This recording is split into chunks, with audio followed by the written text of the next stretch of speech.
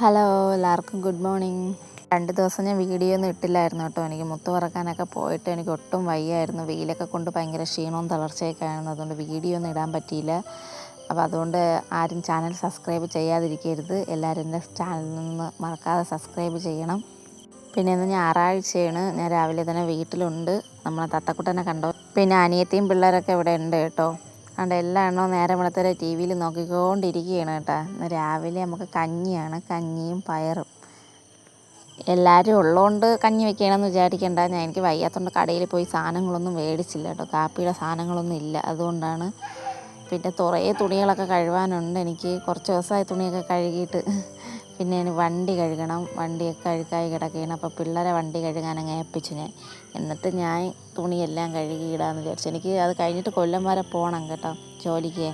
അപ്പോൾ ഞാൻ തുണിയൊക്കെ ദാണ്ടെ കഴുകി, പിള്ളേർ വണ്ടിയെല്ലാം കഴുകി സെറ്റാക്കി. പിന്നെ പിള്ളേർ വണ്ടി കഴുകി എനിക്കൊരു പണി കിട്ടി. വണ്ടി കഴുകി കഴിഞ്ഞപ്പോഴത്തേക്ക് വണ്ടി സ്റ്റാർട്ടാവുന്നില്ല കേട്ടോ. പിന്നെ ഞാൻ ഒരുങ്ങി ഇറങ്ങിയിട്ട് നടന്നാണ് പോണത്. തേരി മൊത്തവും നടന്ന്. കുറേ നാളായില്ല തേരിയെ കയറിയിട്ട്. അതുകൊണ്ട് ഭയങ്കര ആയ്പായിരുന്നു. തേരിയൊക്കെ കയറി സാറ് പകുതിയിൽ വന്ന് വിളിക്കാമെന്ന് പറഞ്ഞു. അങ്ങനെ ഞാനും യാസയും കൂടെയാണ് പോണത്. നമ്മൾ കൊല്ലത്ത് പോയി പോണ വഴിക്ക് ദാണ്ടെ ഒരു പുളിക്ക് സർബത്ത് കുടിച്ചു കേട്ടോ. നമ്മൾ കൊല്ലത്തെത്തി. ഇനി 2-3 സ്ഥലത്ത് മെഡിസിനൊക്കെ കൊടുക്കണം. മെഡിസിനൊക്കെ കൊടുത്തിട്ട് ഉച്ചത്തെ ഫുഡ് വെളിയിൽ നിന്ന് കഴിക്കാമെന്ന് വിചാരിച്ചു. അനിയത്തിയും പിള്ളേരെയൊക്കെ അങ്ങ് പോവും. അവൾ രാവിലെ വന്ന് പിള്ളേരെ എടുത്തുകൊണ്ട് പോയി. പിന്നെ യാസിക്ക് ഇതൊരു ബോട്ടിൽ മേടിച്ചോട്ടോ. ഈ വർഷം യാസിക്ക് ഇത് 4ാമത്തെ ബോട്ടിലാണ്. ഓരോ ബോട്ടിൽ മേടിക്കും, അങ്ങോട്ട് പൊട്ടിച്ച് കൊണ്ടുവരും.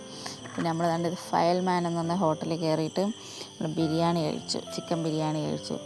അതുകൊണ്ട് ഇതാണ് അവിടുത്തെ ഫയൽമാൻ.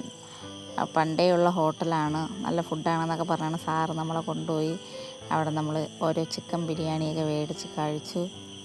യാസിക്കിന്ന് ട്യൂഷനുണ്ട് കേട്ടോ. യാസിക്കിന് ട്യൂഷൻ 2 മണിക്കാണ്. രാവിലെ 10 മണിക്കും ഉണ്ടായിരുന്നു, 2 മണിക്കും ഉണ്ടായിരുന്നു. 10 മണിക്ക് ആക്കിയാൽ ശരിയാവില്ല. ഞാൻ വരാൻ വേണ്ടിയിട്ട് ചിലപ്പോൾ താമസിച്ചാലോ. അങ്ങനെ 2 മണിക്ക് ആക്കാമെന്ന് പറഞ്ഞു. അതുണ്ട്. ഇതാണ് ഫയൽമാൻ. പണ്ടത്തെ ഓണറാണ് ഈ ഹോട്ടലിൻ്റെ. അങ്ങനെ ഞാൻ തിരിച്ചു വന്നത് യാസിനെ ട്യൂഷനാക്കി. അപ്പോൾ ഇന്ന് അയൽക്കൂട്ടം ഉണ്ട് എനിക്ക്. അപ്പോൾ ഞാൻ വീട്ടിൽ വന്ന് കണ്ടേ കുറേ അരിമാവൊക്കെ കലക്കി വാരി മുഖത്തും കയ്യിലും കാലിലും ഒക്കെ തേച്ച് സൂര്യപ്രകാശമൊക്കെ അടിച്ച് മൊത്തം കറുത്ത് പോയി കേട്ടോ ഞാൻ. എന്നിട്ട് ഞാൻ കുളിച്ചിട്ട് അയൽക്കൂട്ടത്തിൽ പോയി. അപ്പോൾ എല്ലാവർക്കും tata, bye bye, see U.